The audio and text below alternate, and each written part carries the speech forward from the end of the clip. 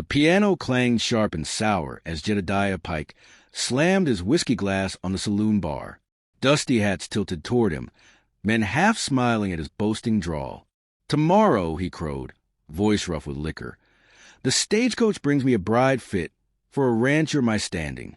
Slim, proper, soft-spoken, just the way a lady ought to be." Laughter curled through the smoke-thick air. Cards slapped, coins clinked. The barkeep only shook his head. Polishing the glass was slow, knowing circles. By noon next day, boots stamped along Main Street. The whole town gathered under the white blaze of sun. The stagecoach thundered down the road, wheels throwing up dust like smoke from a cannon. Jed stood tall on the wooden porch of the saloon, hands hooked in his vest, jaw set to stone. His new life was rolling in. The horses screamed to a halt. The driver hopped down, swinging open the coach door. Outstepped not the frail flower Jed had promised the town, but a woman broad of hip, tall in the shoulder, her skirts straining with movement. Sunlight caught her hair, thick copper dark, and fire burned steady in her eyes. The street hushed. Someone let slip a whistle. "That's her?" A voice cracked from the crowd. Chuckles followed. Jed's jaw loosened. His throat worked, but no words came. The preacher strode forward with Bible in hand, determined to push ceremony through, laughter be damned. And so, with sweat dripping from his temples and townsfolk nudging each other in amusement, Jed married Clara Mae before the dust even settled from the coach wheels. That night, lantern light spilled across the cabin walls. The silence between them was heavy, Jed shifting awkward in his boots while Clara unpinned her hair with calm hands. He muttered something about expectations, about how she weren't exactly what he paid for. Clara said nothing. When at last they climbed into Jed's proudest possession, the carved four-poster he'd hauled all the way from Missouri, the timbers groaned loud as thunder. Clara shifted, the frame shrieked, then snapped like brittle bone. Both tumbled hard onto the floor, straw mattress sagging between splintered wood. For a heartbeat, silence. Then outside, coyotes yipped in the desert night, as if joining the town's laughter echoing in Jed's head. His pride collapsed heavier than the bed itself. By morning, the whispers had taken wing. The bed breaker. The blacksmith chuckled over his anvil. Jed's curvy bride done crushed his fancy timber. Laughter trailed Jed everywhere he walked. Shoulders hunched, teeth grinding. But Clara heard something else. From the porch of the ranch house, while Jed stomped in shame through his fields, she lifted her eyes to the ridges. Dark shapes moved against the sinking sun. Horsemen, too many, circling slow as buzzards. No laughter in their shadows. No mockery in their intent. Just hunger, waiting. And Clara, though silent, saw it clear. The desert was shifting. Trouble was coming. Wind scraped across the dry boards of the ranch house, rattling loose shutters like bones clacking in the night. Clara Mae sat stiff backed at the kitchen table, the flame of the oil lamp shuddering with every gust. Outside, hoofbeats thudded faint and fading, not Jed's sure trot, but strangers passing too close. From the cellar came the muffled clink of bottles. Jed had gone below, whiskey in hand, muttering about neighbors, about how they stared, about how her size made him the fool of town. His shame drank louder than his voice. Clara kept her gaze on the ridgeline, beyond the window. Smoke curled there thin, searching, like fingers reaching for dry grass. She did not blink. The next morning in town, the forge spat sparks, the blacksmith hammering iron, while men stood clustered near the well, their whispers sharp as the hiss of cooling steel. McGraw brothers, one said low. See 'em ride south, torch in spreads, another muttered. They'll gut this valley next. The words carried, though eyes shifted when Clara passed. Their smirks from yesterday were gone, replaced with the kind of silence men keep when fear sets in. At the saloon porch, Jed laughed too loud, slapped too many shoulders, swore his ranch would stand untouched. But his eyes darted toward the horizon, searching for smoke. Clara saw the tremor in his hand as he lifted his glass. By dusk, the sky burned orange. Clara stood in the barn, dust swirling around her boots, the air thick with the smell of old hay and iron rust. Her hand pressed against the floorboard beneath the feed trough. wood gave, soft with age. She knelt, pried it up, and there it was. Her father's Sharp's rifle, the barrel wrapped in oilskin, steel dark but patient. She lifted it slow, the weight sinking into her palms like memory itself. The stock bore the grooves of long use. Her father's hands, her own as a girl. She ran her thumb across the worn wood. The rifle was heavy, unwieldy to most, but fit against her shoulder as though carved for her alone. A breath filled her chest. The barn seemed to hush. Beyond the walls, the coyotes wailed again, their cry long and low, echoing like warning bells.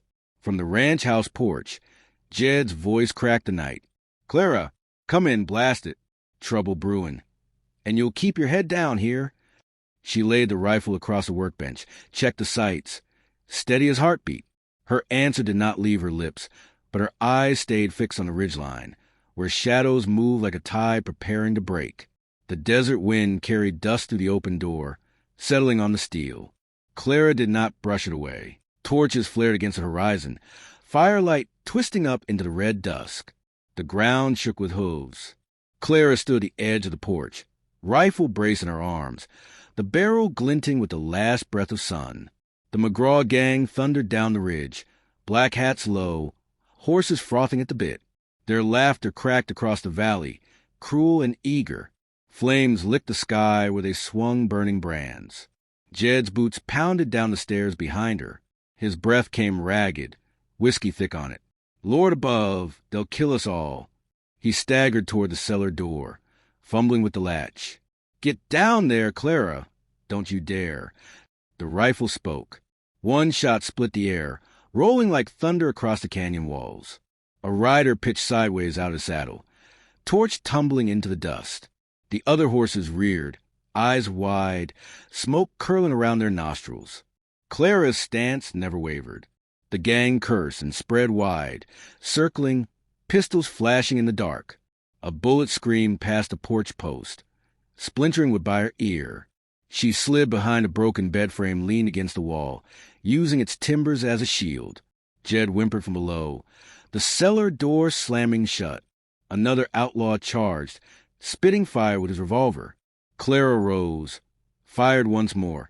The heavy rifle bucked, smoke biting her eyes. The rider's scream cut short as he hit the dirt, horse bolting wild. Torches arced overhead, landing on the barn roof. Dry hay caught fast, flames crawling up beams with hungry crackle. Clara dashed forward, skirts whipping in the hot wind, dragging a bucket from the trough. She heaved water high, steam hissing where it struck fire, choking the blaze back just long enough to keep the barn standing. "Bed breaker!" One outlaw howled, swinging down from his horse, a knife flashing in his fist. He lunged. Clara dropped the bucket, grabbed him by the collar, and with a roar hurled him from the porch. His body hit the dust with a crack, his knife scattering into the dirt. The other riders froze, faces lit by their own torchlight, stunned at the force of her throw. Smoke thickened, guns barked, horses shrieked. Clara loaded fast, hands steady despite the chaos, each bullet sliding home with purpose. Another shot, another outlaw toppled. The McGraws cursed louder now, rage overtaking laughter. "Ain't no man we're fightin'," one spat. "No!" Another growled, eyes fixed on her silhouette against the burning barn. "It's the woman." The gang pulled back, regrouping in the shadows, their numbers thin but their fury unbroken. Clara stood alone in the dust, chest rising slow, rifle heavy in her grip. Flames licked higher, painting the night blood red. The desert fell silent for a beat, save for crackle of fire and the echo of her last shot rolling through the canyon. The McGraw brothers hadn't expected Jed. They had found Clara instead. Dawn cracked pale across the valley, the fire of the night before smoldering low in black heaps of ash. The street through town lay silent, doors barred, curtains drawn. Only one figure stood in the open dust. Clara Mae, rifle across her arm, eyes fixed on the far end of the road. The last McGraw brother rode slow into the light, his black horse blowing steam in the cool morning air. Hat low, revolver loose in his grip. He smiled with teeth yellowed from smoke and whiskey. "You," he called. Voice gravel scraping the stillness. You're the one who shamed my kin. Drop 'em in the dirt like hogs. I'll see you buried by their side. Clara shifted her boots in the dust, the rifle lifting steady as the rising sun. The crowd pressed at the windows, faces pale in the shadows, whispers hissing like wind through grass. She can't face him, not with that sharps too slow to load. Revolver will cut her down, for she breathes. Jed's face appeared in the saloon doorway, eyes wide, mouth working soundless. He did not step forward. The outlaw dismounted, boots landing heavy, spurs clinking sharp. He squared himself in the road, hand brushing the butt of his pistol, grin widening. Let's dance, bedbreaker. The street held its breath. His hand dropped. Clara's rifle cracked. The sound tore the morning wide open, thunder rolling from canyon wall to canyon wall. The outlaw's revolver never cleared its holster. His body jerked, staggered, then folded into the dust, still as stone. Silence. Only the echo remained, fading into the hills. Clara lowered the rifle, smoke curling from the barrel, her face carved hard against the light. Around her, doors creaked open, townsfolk stepping slow into the street. The sheriff pulled off his hat, eyes set on her with something between awe and fear. "Ma'am," he said, voice low, "ain't a man in this town could have stood as you did. You saved us all." The whispers grew, swelling into voices, into cheers that rose like a wave. The name that once drew mockery now rolled proud from every tongue. The bed-breaker.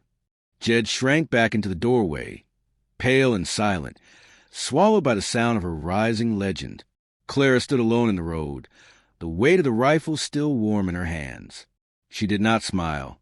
She only looked at the horizon, where the sky split gold and red, the desert stretching wide and endless, and the storyteller's voice, older than dust, wove the ending. They called her the bedbreaker. Aye, but not for shame, never for shame. For when the bed broke, she stood unbroken. When men faltered, she rose. Some say her rifle still hangs in the saloon, and her tale is told whenever the whiskey runs low. A woman who came unwanted, mocked and scorned, yet left her mark deeper than any man's boot in this frontier soil. The sun climbed higher, catching her silhouette sharp and eternal in the morning haze. And so the legend held.